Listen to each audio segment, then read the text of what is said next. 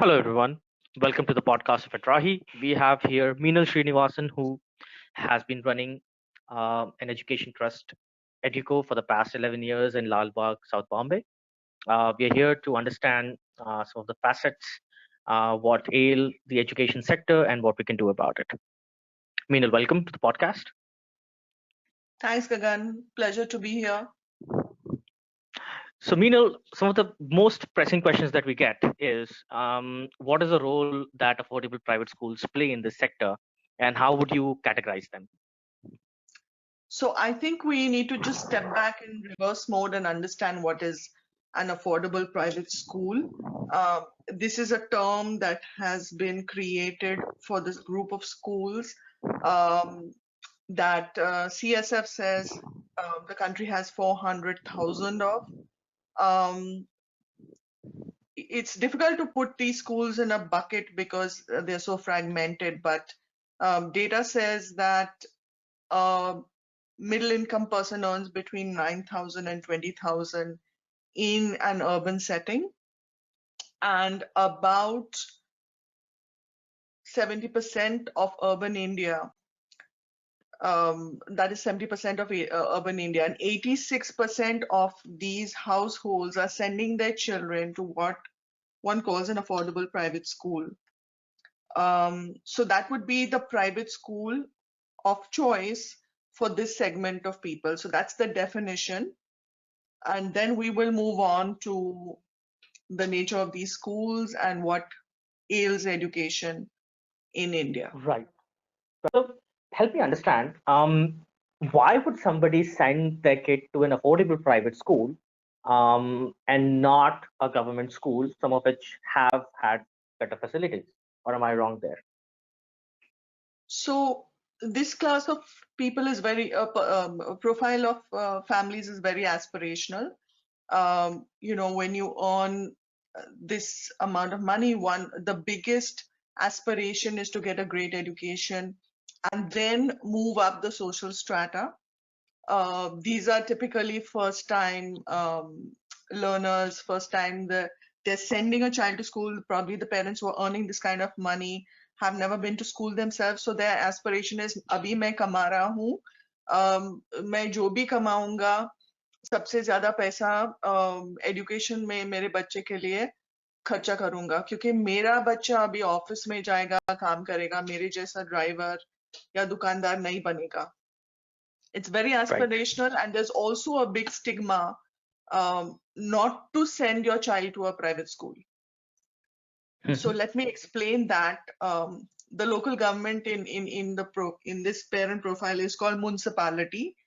So the stigma is, मैं तो मेरे बच्चे को municipality में नहीं भेजता, मैं तो private में भेजता हूँ. Right. So when we have this underlying stigma, and we all know the state of affordable private schools, where does that lead the child to? Do they eventually receive good education? What comes out? What is the output? If you could shed some light there. So let us set the background of this affordable private school. According to a report by FSG, most of these affordable private schools are run by financially driven owners, and their key role is managing parent expectations. So here we have two pivot points. You have you have an owner who wants to maximize return. He or she has some space in an urban setting, which is an asset by itself, given the land pressure and the space pressure in an urban setting in India. They are motivated to make the maximum money on their little piece of property, be it two rooms or be it a big hall. And they are also very well versed as managing what parents feel. So now there is a supply and demand. That the supply is this person who wants to make money, and the demand comes from parents' perception and the stigma.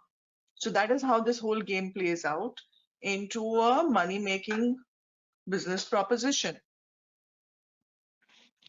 Right, right. When this game plays out, which is largely driven by money, what happens to the quality of education? What is the state of teachers, their training? Do they get skilled? Um, can you shed a bit of light about it? So now we're clear about the two pivot points. One is a profit motive by the business owner, and they're literally business owners of the school. The second pivot point is the expectation of the parents. There is no focus on outcomes, learning. So everything that happens in the school happens to give a validation to the parents. So typically, a school would be focusing on rote learning because the child is filling up books. There would be um, a lot of pressure to make money. So there will be intervals at which money is requested from the parents. अभी बच्चा picnic जा रहा है, अभी उसका notebook खरीदना है, फिर उसका यूनिफॉर्म खरीदना है. So there will be various points at which the school will try and make money. They will also try and make money on teacher, and the right to education mandates that every class should have only 35 children. Now, typically, a child would be paying 500 to 1,000 to 1,500 rupees. That would be, if you follow the right to education rules, 35,000 per class per month. Now, that 35,000 has to churn a profit after paying rent, the teacher, any kind of electricity facilities. So, the squeeze is normally on the teacher's salary.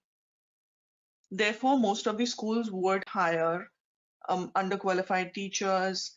They would hire teachers at a lesser salary. And the whole focus would be, again, to generate a profit in the classroom. Right, right. And this sort of accentuates the problem within the system. You squeeze the teacher's salary, you don't get good teachers, you don't get good education, and thus the motive to get more money even increases more because there is an eternal market squeeze over